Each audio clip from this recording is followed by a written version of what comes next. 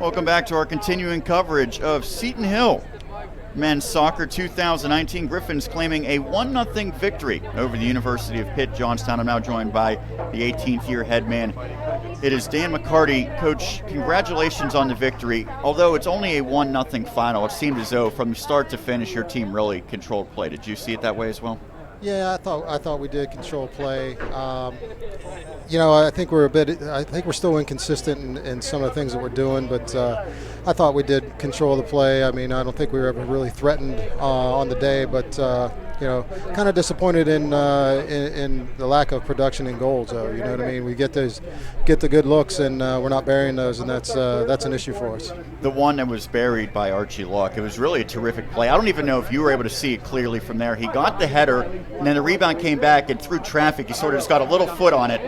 Really a terrific play as we take a look at it here. The initial save by Ray Bowden was terrific off of the header, but he was able to stay with it, and that tenacity certainly is something I'm sure that you like to see, as he was down and still got the kick right there to send it in. That was the only goal in this one. How big was that to get it pretty early in this second half? I think that's huge. I think Archie's been playing well for us all season, though. I think he keeps us ticking. He's dangerous in the box. He's dangerous whenever we play him a little bit deeper as well. He kind of keeps us ticking, and keeps possession for us. He's a great technical player, and obviously he's got the big heart to get in there and go ahead and battle for us in with the big boys. When I talked to you before the game, you said some keys, consistency, and I know that's an area you still want to work on. You said really the mental fortitude and communication on the pitch. What did you see in those regards? I thought we did a little bit better today talking to each other. I still don't think that we're doing enough whenever we're making passes, giving some direction to the pass and providing enough information for the guy receiving the ball. And, can he turn? Is there a man on? I still think that we're not doing the basics as well as we should be doing at this point in the season. Their keeper made some really good saves, including the initial one on the ultimate goal. Yeah, he was bright today. He was really good today. Your keeper, we had a close-up, and it was really fitting because Austin was actually yawning at one point in the second half. He wasn't tested hardly at all.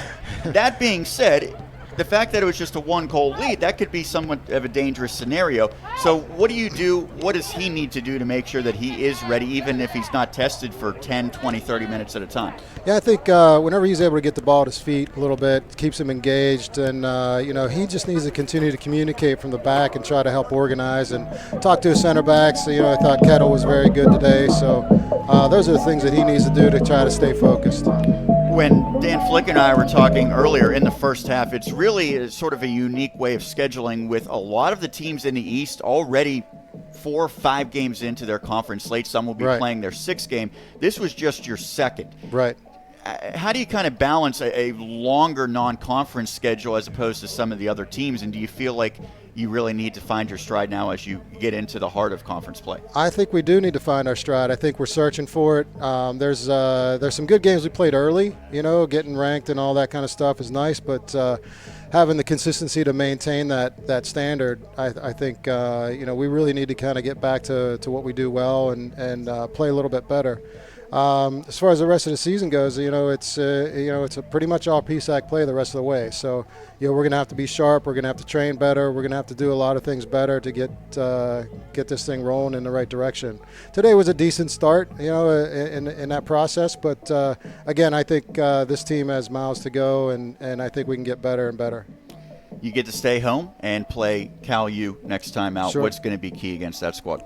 I think us just sticking to what we do well, and honestly, it's good fundamental soccer. And sometimes we get into these kind of tricks and flicks, and we're a pretty technical team, but that's not going to get it done here. I think you need to play physical. I think you need to play hard. You need to be able to battle, and those are things that I think we need to really push on to our boys. Is that just because we're technically good doesn't mean that people are just going to roll over and let us tickle their bellies. I think we really need to show up a little bit more fight in us than what we're putting on display right now.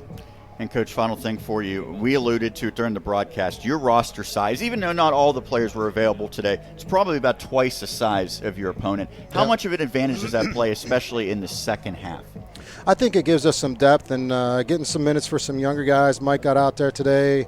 Wyatt Kaufman got out there today. You know, giving those guys a look and exposing them to, you know, what we expect as time goes on. It's nice to be able to do that.